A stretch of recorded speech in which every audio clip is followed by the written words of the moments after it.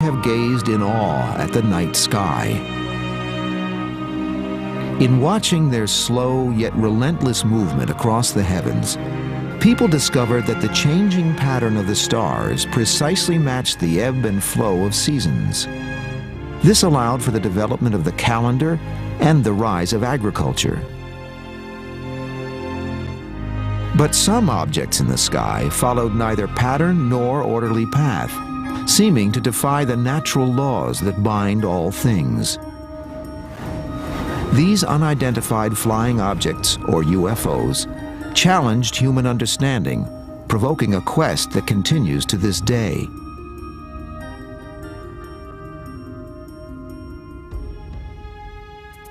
You'd have to say that UFO evidence goes back as far as man has left any records at all, because even in ancient cave art, 20,000 years ago or so, in France and Spain, there are objects, drawings that look like modern flying saucers. So you'd have to go back that far if you wanted to start.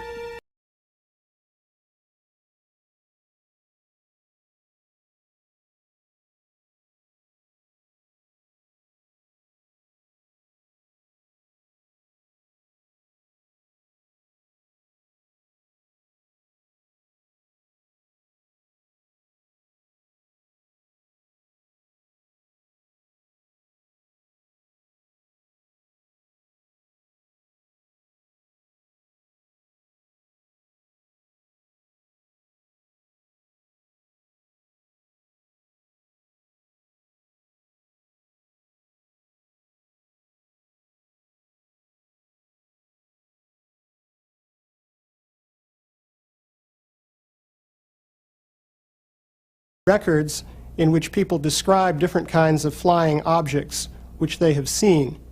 In some cases, the people were describing what they understood to be flying vehicles piloted by various categories of living beings. There are written accounts which describe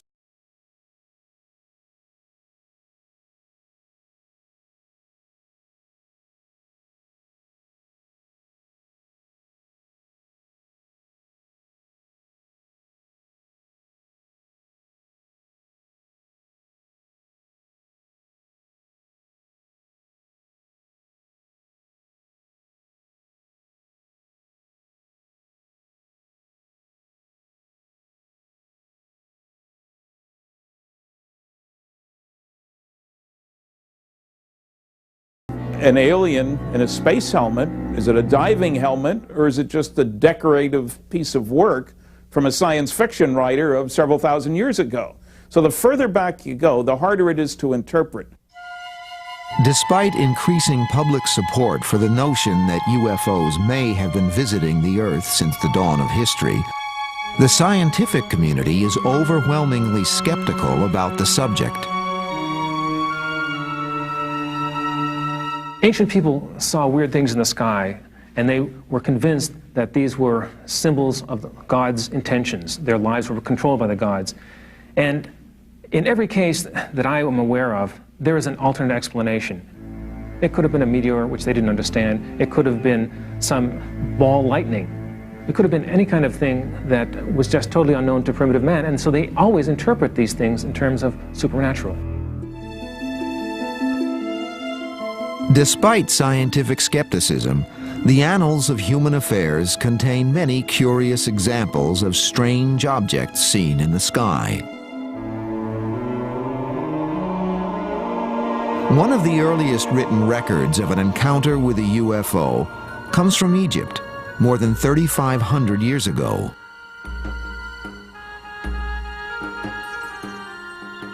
There's a story about Thutmose III, Egyptian pharaoh, who saw circles of fire in the sky and started off with one, and then the report says that there were, a few days later, there were many of them in the sky.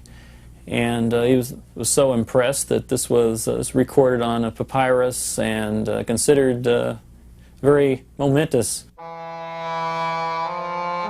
In the year 22 of the third month of the winter, a circle of fire appeared in the sky.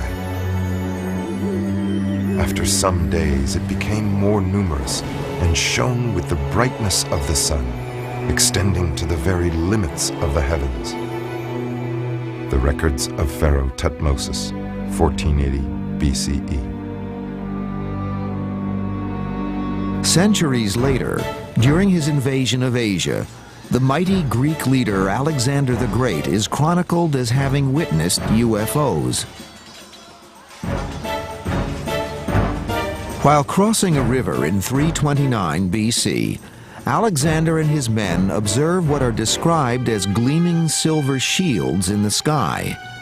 The objects repeatedly swoop down on the column of soldiers, scattering men and horses in panic.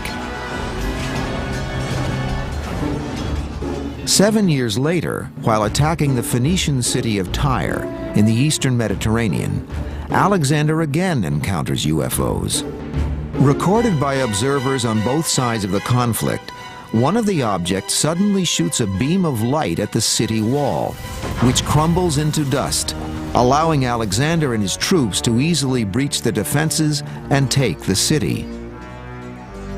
The passage of centuries leaves us with little proof of whether the events really took place, or were merely the products of fertile and imaginative minds.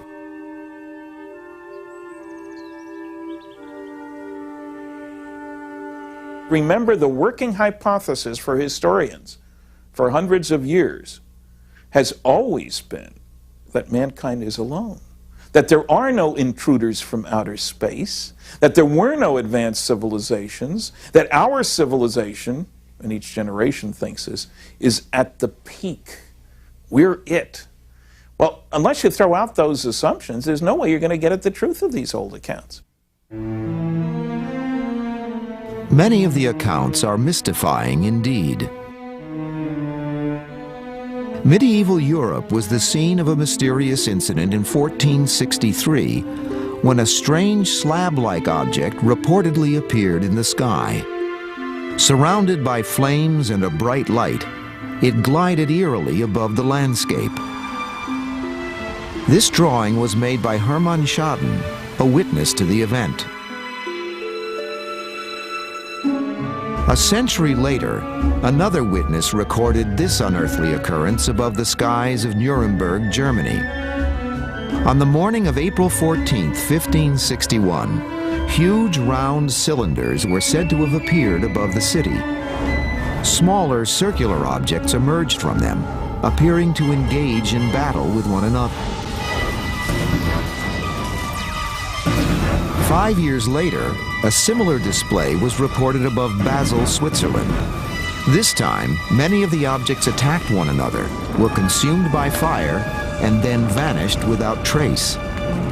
Once again, the encounter was documented by a local witness. By the early 19th century, the world seemed to be resonating to the mysterious presence of unidentified flying objects. Countless theories were proposed as to what they were and where they came from. A lot of the ancient stories about UFOs are really stories about angels and leprechauns and things of that sort, which existed in the mythology of the time. They're, I think, a product of the very powerful fantasy ability of the mind. After all, everyone dreams. The subject of UFOs is a sensitive one, with supporters on opposing sides of an ongoing debate. We have today an enormous body of evidence of people seeing consistently reported beings in terms of their shape, their size, little details that indicate a phenomenon is going on where those beings are associated with spacecraft, flying saucers, call them what you want. So I think as an explanation, oh, people are just seeing the same leprechauns that they saw before, is a foolish explanation.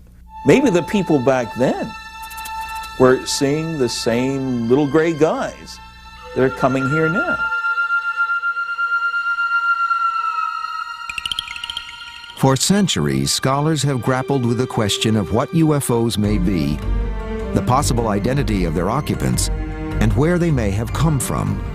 Unfortunately, answers are hard to find.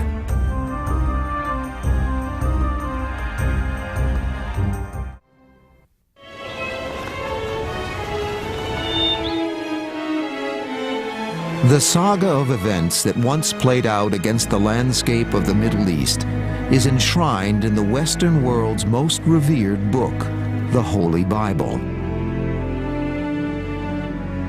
In recent years, the Bible has been increasingly touted by some investigators as a collection of stories describing encounters with aliens and UFOs. But the topic is controversial. Can the sacred nature of the biblical texts be challenged? With the decline of religion that has been experienced by a great many people, I think people are looking for an alternative that is more scientific. And so the possibility of life is one that has been suggested by scientists. So the next best thing to having a supernatural intervention in our world is to have UFOs visiting us from another civilization. So I think there's a certain would-be religious urge that has moved in the direction of supporting UFOs. The search for humanity's first possible contact with alien beings in prehistoric times leads to an unlikely place, to the Bible's earliest chapters, to the book of Genesis. Genesis describes conditions in the world at the dawn of time.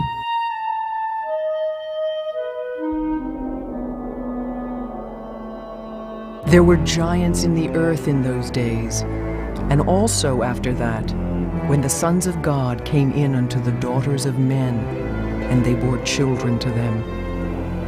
Genesis 6:4. Exactly who were the giants in the earth and the sons of God mentioned in the text? While most English Bibles use the word giants, the original Hebrew word is Nephilim. One translation of the word Nephilim is the men who came down, or those who came down, meaning those who came down from the sky. So it may not mean necessarily that they're physical giants. They could just be something like great heroes that came down from the sky and produced a hybrid race. For many investigators hoping to unlock the mystery of UFOs in the ancient world, the Bible contains other intriguing clues. The Bible is full of UFO references that can be interpreted as such, and they were very well recorded. One of the best examples of classic UFO story is the story of Moses.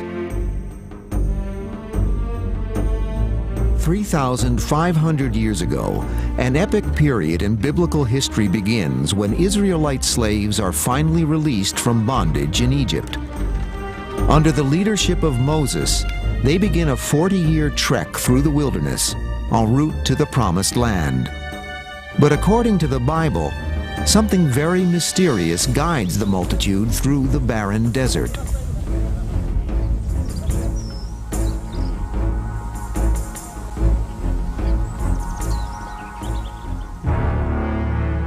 The Lord went before them by day in a pillar of cloud to lead the way, and by night in a pillar of fire to give them light. Exodus 14:21.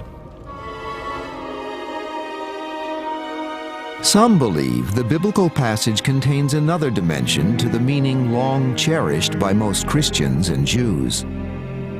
Some people interpret the pillar of smoke and the pillar of fire that Moses followed through the wilderness as being similar to a cigar-shaped UFO. It expresses a theme of an extraterrestrial intelligence, some sort of advanced form of life and intelligence that's guiding man, something that's higher than man. Some of the most intriguing biblical passages concern Mount Sinai and the handing down of the Ten Commandments.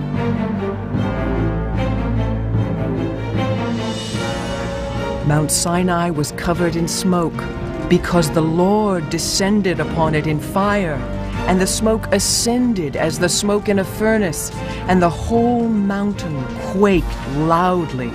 And when the voice of the trumpet sounded and waxed louder, Moses spake, and God answered. Exodus 19:18.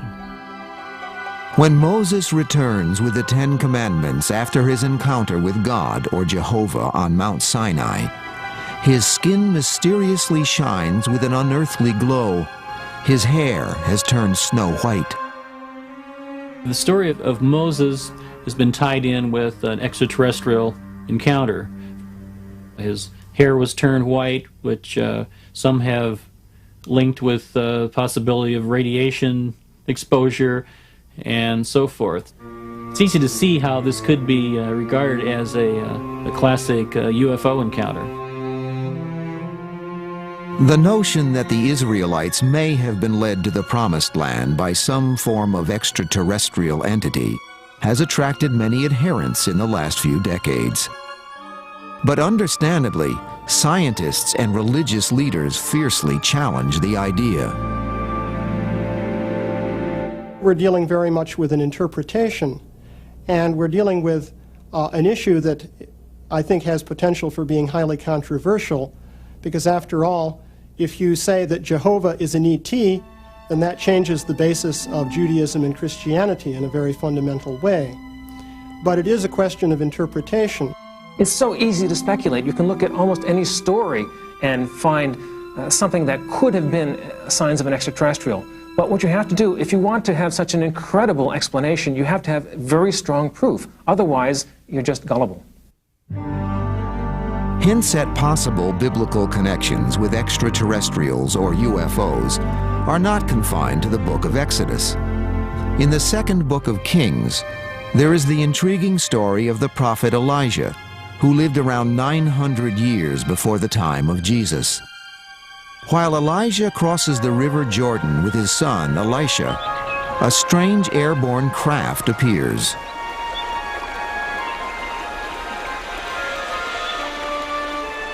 And it came to pass as they went on and talked that, behold, there appeared a chariot of fire and horses of fire, and parted them both asunder.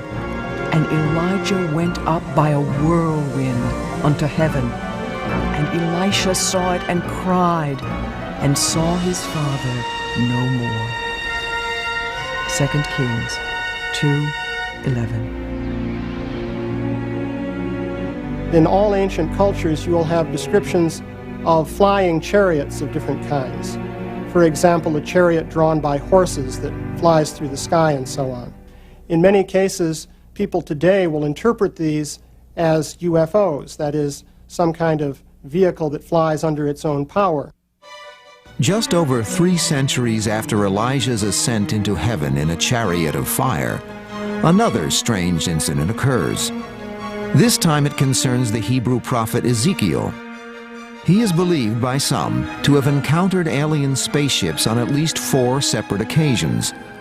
In one account, he describes a clearly mechanical device under the control of human-like figures.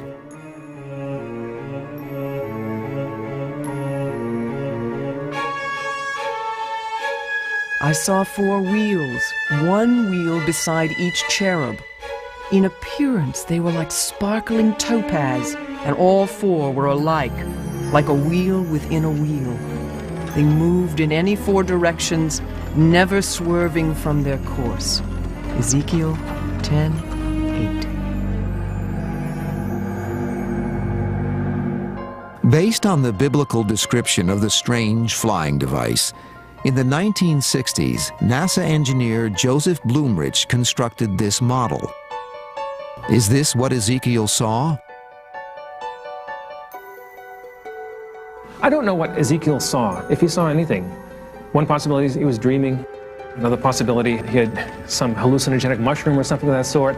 Another possibility is that he met another tribe that might have had torches and masks that were very frightening to him, and he just saw something otherworldly that he couldn't explain, and so he made up this story that explained it as best as he could with the terms that he understood in his time. Despite the ambiguity of biblical accounts, other records from prehistory have intensified the debate. Some could be interpreted to suggest that UFOs and extraterrestrials have influenced pivotal events in human history.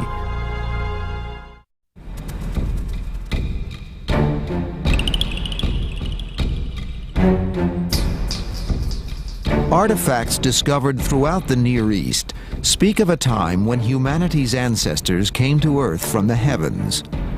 Hundreds of clay tablets and cylinder seals depict human-like beings with wings, linking them with the sky, and always conspicuous, the stars.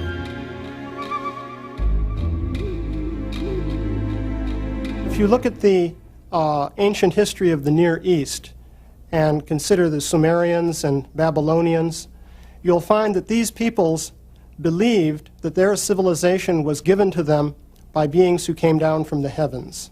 There's nothing in the historical record that is really conclusive. There are some intriguing stories in the records of Babylon, for example, but the human mind is so easily able to invent myths and fantasies that we have to take these ancient stories with a grain of salt. Yet archaeologists have often pondered on the exact process which led to civilization as we know it. For it was with the suddenness of a sunrise that human ingenuity and engineering skills arose from the Stone Age and burst forth onto the landscape of history.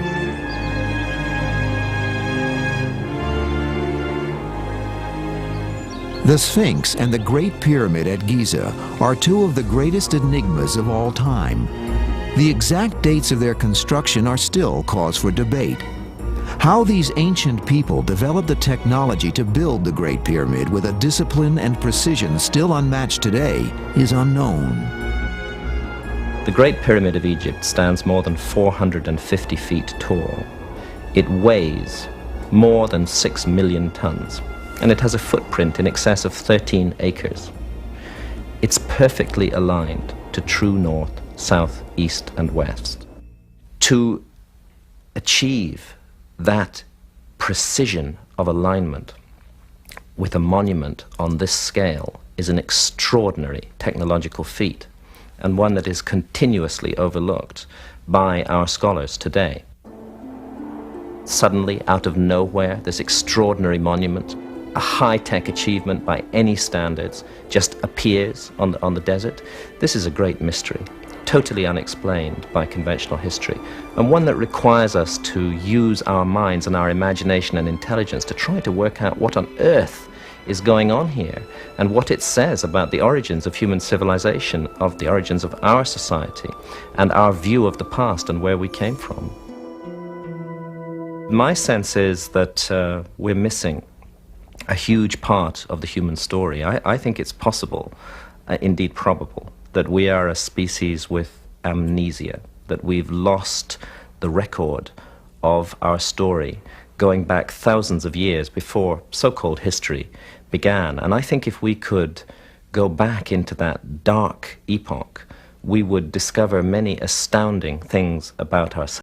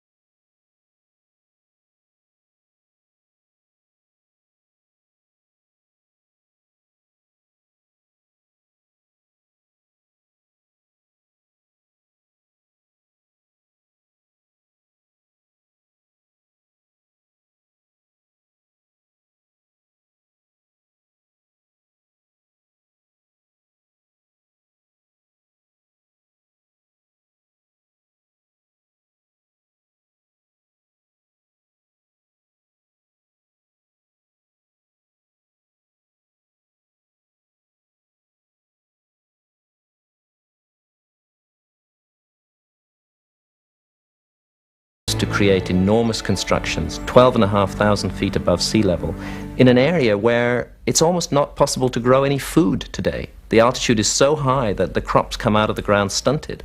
And yet again, we're asked to believe that this was done with massive labor forces hauling on ropes, pulling these blocks along. It defies belief to imagine that this was how it was done. You could not support ever a large labor force at that altitude. Whether we like it or not, we're looking at the evidence of a technology, and one that we don't understand. Like the Giza site, the site of Tiwanaku, also incorporates extremely precise astronomical alignments.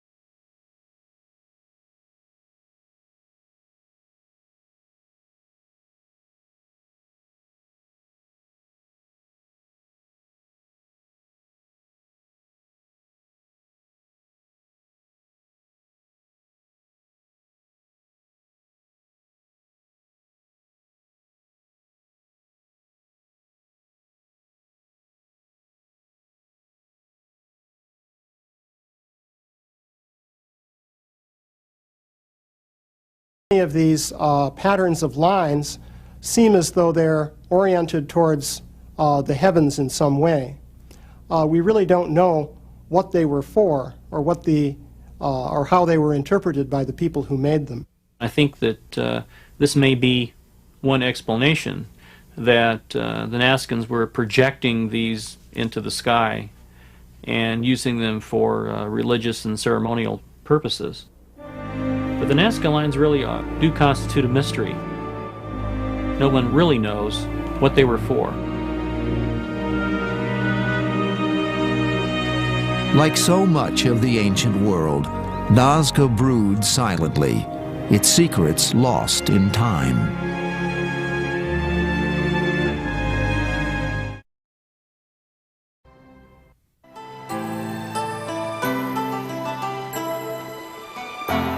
Asia, ageless land of 1,000 legends.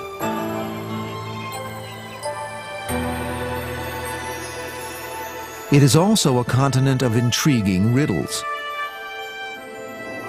During the 1920s, while exploring northern China, famous Russian artist Nicholas Roerich wrote of a remarkable incident in the Himalayas.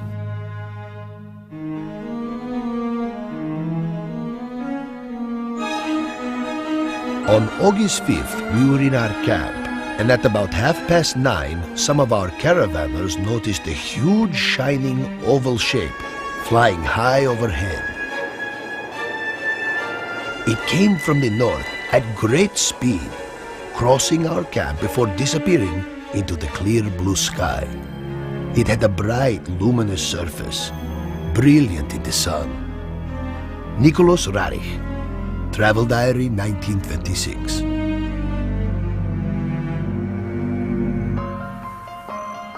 In the long history of this vast and beautiful continent, it seems that the UFO phenomenon has shaped many myths and stories handed down from generation to generation. A brief glance at the texts of ancient India is revealing, for here too we find the haunting presence of strange phenomena observed in the sky. Gurkha, flying a swift and powerful Vimana, hurled a single projectile charged with all the power of the universe. An incandescent column of smoke and flame, as bright as 10,000 suns, rose with all its splendor. The Mahabharata. Compiled some 2,000 to 3,000 years ago, the Mahabharata is a Hindu poem written in Sanskrit. 10 times longer than Homer's Iliad and Odyssey combined, it is a saga of conflict on a cosmic scale. The plot of the Mahabharata, which is the great epic of ancient India, has to do with an invasion of the Earth by negative extraterrestrial forces. Basically, the idea was that governments of the Earth were taken over by beings coming from other planets who had the desire to control and exploit the situation for their own personal benefit. The story goes on to describe how godly forces intervened, and finally there was a great battle here on the Earth in which the issue was resolved and the negative forces were repelled. Another epic poem, the Ramayana, was written more than 2,000 years ago. It too tells of conflict and conflagration in India's distant past. The Vimana was a weapon so powerful that it could destroy the earth in an instant. It made a great soaring sound in smoke and flames, and on it sits death, the Ramayana. Prominently featured in all these stories are strange flying devices referred to as Vimanas. Could they have been UFOs?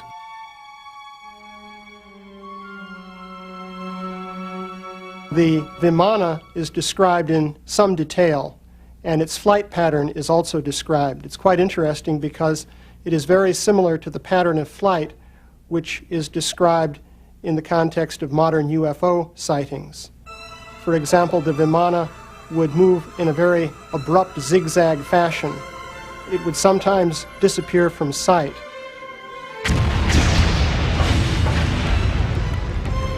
The earth shook, scorched by the terrible violent heat of this weapon. Elephants burst into flame and ran to and fro in frenzy.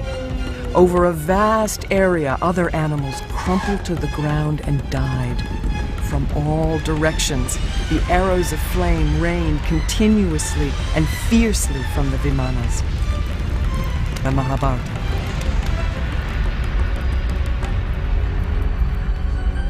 They were described as flying fortresses that were used for aerial battles.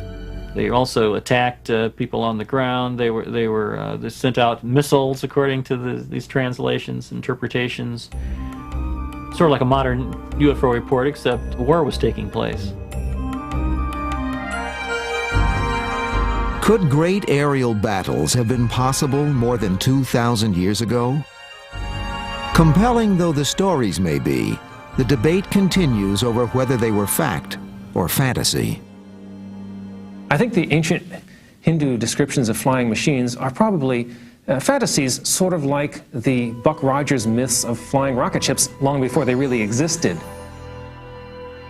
The easy way out is mythology, old science fiction, if you will. The realistic way is to say that those people were describing things that they didn't understand, but that were real. What we need is an open-minded effort to look at these things from the viewpoint of modern technology, possibly admitting that even we can't do some of the things that are described.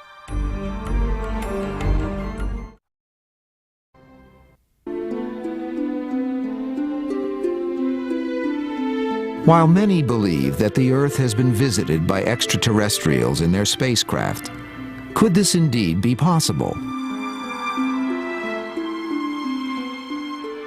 Reports of strange, unidentified flying objects have continued to trickle in throughout the centuries, echoing incidents in ancient times.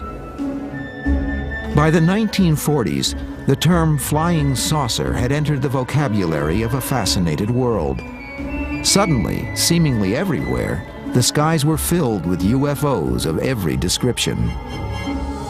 In the ensuing decades, UFOs were witnessed by people from all levels of society. Even astronauts saw them. I personally believe in UFOs, and I believed in UFOs before I got into the space program. I just personally believe that there are other civilizations somewhere out there that people are traveling from. This was in the early 1950s when I was flying fighters in Germany. And these objects were coming over our base that appeared to be the same kind of formations that we fly in our fighters. on occasion their movements were more erratic than ours, which meant they could really accelerate laterally and accelerate fore and aft more readily than we do. But we felt that they looked very much like high-flying fighters, except they had no wings.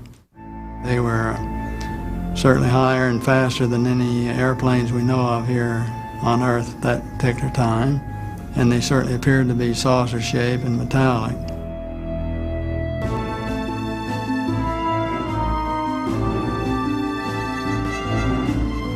Why are UFOs so seemingly secretive and elusive?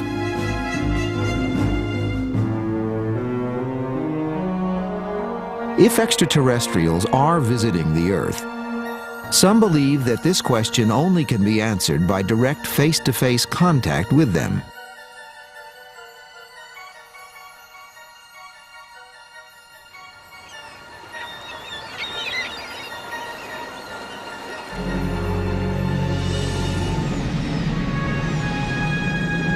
In 1977, NASA sent 2 robotic Voyager spacecraft on an ambitious exploratory tour to Jupiter, Saturn, Uranus, and Neptune, the 4 giant outer planets. Their epic journey took 12 years to complete, but they acquired more scientific data about our solar system than had been learned in the previous 5 centuries. Could this be the UFO's mission to planet Earth? To explore our world on behalf of another technologically advanced civilization somewhere in the far-flung reaches of the cosmos?